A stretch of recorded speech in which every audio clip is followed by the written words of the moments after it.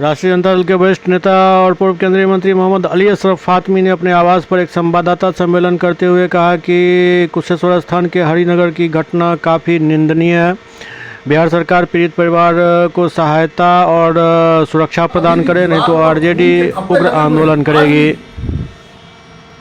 देखिए, जो घटनाएं कम से कम 3 जगह तो मैं गया हूँ, हरिनगर, कुशेश्वर स्थान, पतोर और शहर के अंदर जो घटना हुई, सभी जगह जो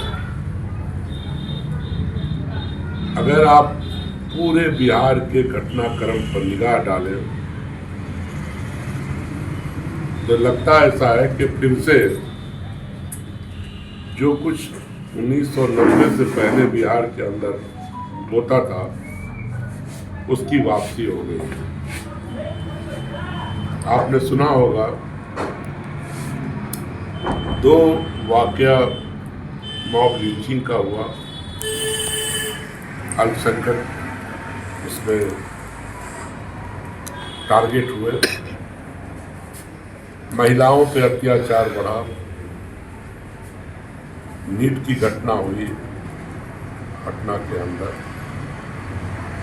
बुलडोजर चले। अब किस पे चला?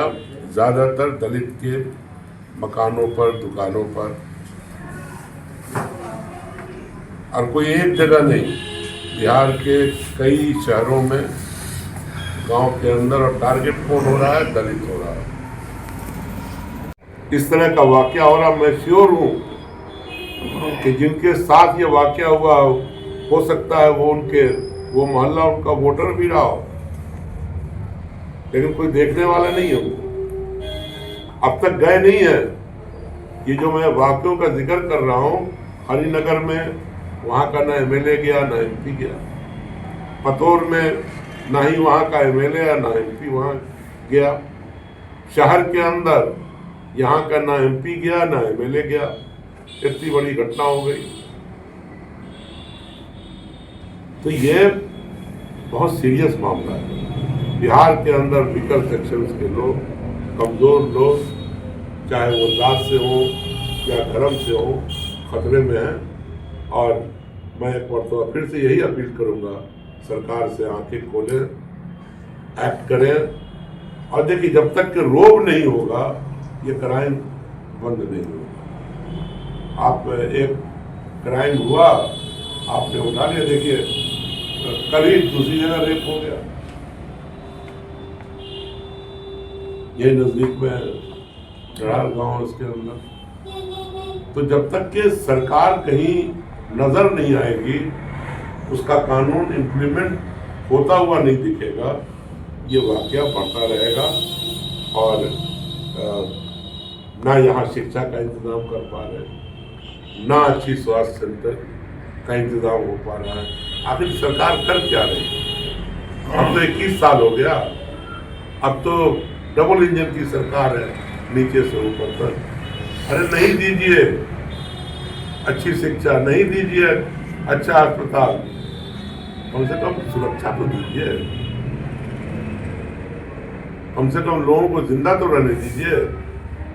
मैं मांग करता हूं कि जिनको जैसी क्षति हुई है उनको मुआवजा मिले। अब वो बच्ची जिसका दुष्व्यवहार और मौत हत्या हुई है, उसके पिता को रहने का घर नहीं है। आप चले जाइए, हर घर को तोड़ दिया है वहाँ हरिनगर में। मैं उसके घर गया जो जिसकी हत्या हुई है पतोर में, उसको भी रहने का घर नहीं, और 7 बच्चे उसके, और 7 लड़कियां पतोर वाले। इतना घटना घट रहा है, क्या कारण लगता है? विकास है या फिर शराब? मैंने बताया आपको कि ये क्राइम पे कंट्रोल नहीं कर पा रहे। अरे उनका बनाया हुआ कानून है कि शराबबंदी है बिहार के अंदर, ओपनली शराब बिक रही है। सरकार को नहीं मालूम है क्या? पैरेलल इकोनॉमी चल रही है कि इस तरह की घटनाओं पे रोक लगे नंबर 1। उसके लिए सरकार को जो जो कदम उठाना चाहिए उठाए। दूसरा, जिन लोगों का भी जो नुकसान हुआ है उसको मुआवजा मिले, जिनका घर टूटा है उसका घर बनाए सरकार, और उसके बाद FIR हुआ उस पर कार्रवाई हो। उसके बाद सरकार देखे कि ये शराबबंदी लागू है कि नहीं,